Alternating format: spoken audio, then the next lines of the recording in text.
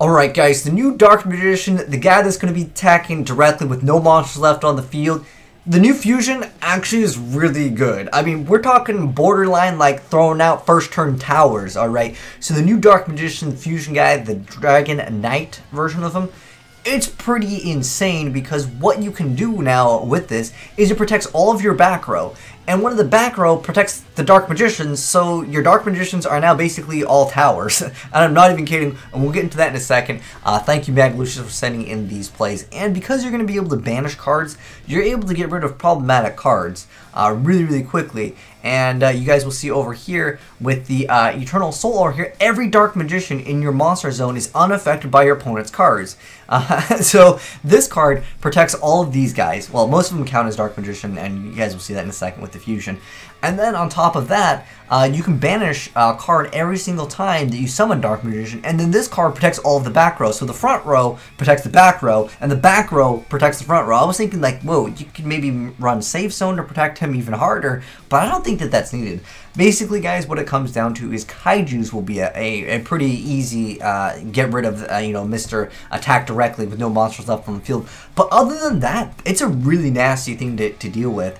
Simply because even getting, a Utopia out there, I mean, this deck can throw these things super easy. Just I have Tobias, Dark Magician, the Dragon Knight. And you guys can see he activated Regeki, but Eternal Soul protects him. This card protects all the back row. This guy can't even do anything at this point. All it does is makes it so he cannot search.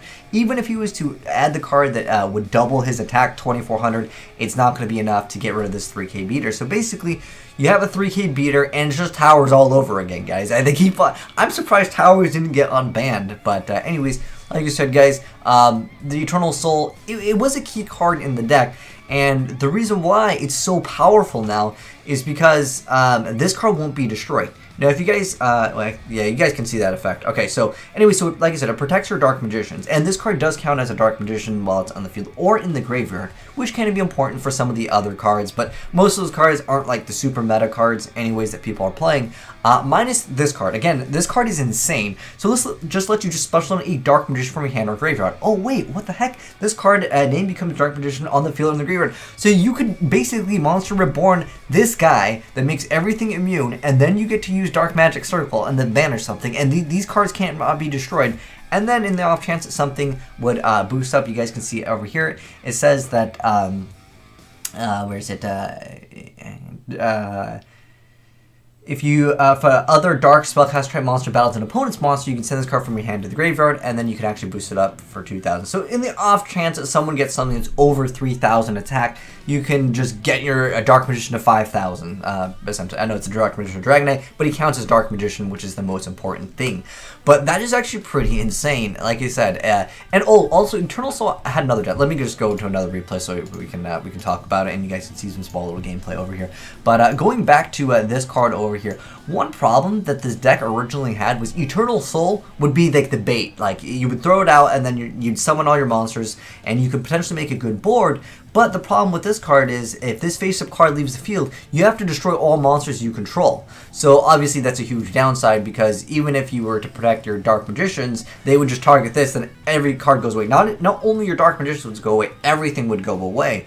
So at that point, they would just target this, but with the new fusion, it just protects it. So, like I said, the back row protects the front row protects the back row, and pretty much from there, most decks, like even the Magic Bullets, like what do? You can boost up your attack and get rid of like one, and maybe you can search out to the other one. But if there's like two Dark Magicians, basically the things that really hurt Magic Bullets, honestly, are like Dark Hole, Regeki. I know they do have the card that searches, but if they don't have that card, and sometimes they go for like the destruction, like a lot of the cards are completely useless against this deck. Like the only card that you can use in Magic Bullets, which I don't think Magic Bullets are going to be that hype anymore. Everyone's up on this spiral hype train right now as far as Oshuji goes. That's one of the best decks, which, I mean, everyone thought Magic Bullets were like tier 0 confirmed. But with this deck, guys, the only thing that the Magic Bullets can do is boost up their own attack. And most of their attack is mediocre to begin with. And then you could just drop the Apprentice and just increase your attack by another 2,000. Because remember, all of your Dark Magicians are unaffected by opponent's card effects. And then your back row is completely immune. So like, what do they even do? Like, they only can boost up their own attack. and that's why it can have kind of a bad matchup. Now, I wanted to go ahead and go over a deck profile. Thank you, Matt Lucius, for this deck really fast. I mean, we're talking like this card just got announced. This card, that is. not the other card. But yeah, Dark Magician, the Dragon Knight just got announced, and I think that really trying to abuse this card is key in any builds of Dark Magician.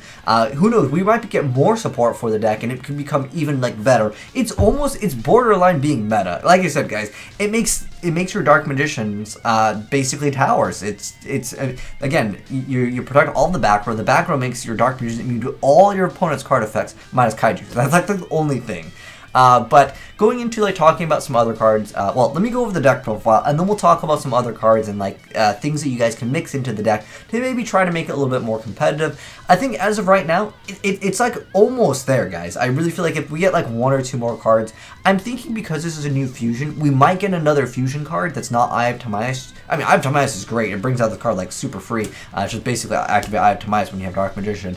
But if there's any other cards to bring it out, like real simple, then I really think that this card could be really good. Because keep in mind, guys, this card doesn't have that effect where it can only be special summoned by like very specific effects, and you can just bring it back with Eternal Soul. I think that is pretty insane. And then on top of that, yeah, it makes everything immune to everything. But anyways, we got 3 Dark Magician for the deck profile, 2 copies of Magician of Dark Illusion. This card does count as Dark Magician while it's on the field. We have 2 copies of Apprentice. This is the card that's really expensive. Hopefully it gets a reprint. Otherwise, this deck is not going to be budget friendly at all. Actually, I think any of the Timaeus cards are like the legendary Dragon Girl and the Dragon, like the Dark Magician Girl and the Dragon. That card's also expensive. I don't know if this is going to be a budget friendly deck, especially not if this card doesn't get a reprint. But yeah, anyways, this card is the card that boosted up by 2,000. And then the 3 copies of Magician Rod, basically this lets you add this card. It's going to be this card every time, I guarantee it. Anyways, 3 copies of Magician Rod, 2 copies of Ash Blossom, and pretty much every deck is running 3 copies. I don't even see why not just play 3 copies of it in like every deck. It's good. And then we have 1 copy of Maxi, 2 copies of Eye of Timaeus. Honestly, I would bump it up to 3. You can only activate 1 per turn, but again, guys, when you just have like this, and like it's not even that hard to summon a turn 1 Dark Magician, you know, or even turn 2 technically, but if you just have this and this, it's like game for some decks. Like if they don't have a quick answer, and a lot of times, guys, the quick answer to most decks is going to be go for Utopia, run over this card, therefore you can get rid of the back row, which gets rid of all the rest of the monsters. However, because once you go for the first Dark Magician Dragon Knight, that usually means you're going to have a Dark Magician in the graveyard, unless, of course, you've banished it. So that means you just activate Eternal Soul when they're, because you go for this on your turn, their turn goes, and you just get back, you Eternal Soul, get back another card, and you just banish that one specific card that would get rid of this. Because most decks, guys, they don't, again, have an answer to multiple copies of this card plus this. It's a really nasty combo, and it's so easy to pull up. That's why I think it has potential, but anyways, yeah, Eye of Timaeus, great card. Dark Magic Attack, destroy all spell and trap cards. I think it's a good card at 1. I would definitely still keep 1. We have the Spellbook cards over here just for simple draw power. And then we have 2 copies of Dark Magic Wheel. You just pay 1,000 and you special summon a Dark Spellcaster monster from your hand or graveyard, which is just going to go ahead and be this guy over here. But what's crazy with this is it's just 1 Dark Spellcaster. There's like very little restrictions on this. It's not even like a once per turn. You get out like multiples of these if you happen to have them in your graveyard. I was even thinking about just doing like a Gale Dogra variant of this deck, which just sends the cards from your extra deck into the graveyard. But this is insane. Like, it's so easy to pull this off. Heck, I wanted to make a Cyber Dark variant of this. We'll do that later in the live stream. But yeah, this is a really nasty combo, and it's so easy to use, just Dark Magician. Then we have 2 copies of Spellbook Secrets, 1 pot of Duality. We have 1 Illusion Magician, so you tribute a Spellcaster and you add up to 2 copies of Dark Magician from your deck. Just for consistency issues. And then we have 3 copies of Dark Magic Circle, which is the card you add with Magician's Rod 99% of the time. But anyways, yeah, so Dark Magic Circle, really great card. And then this one lets you, it's kind of like a duality for them, but you can still special summon.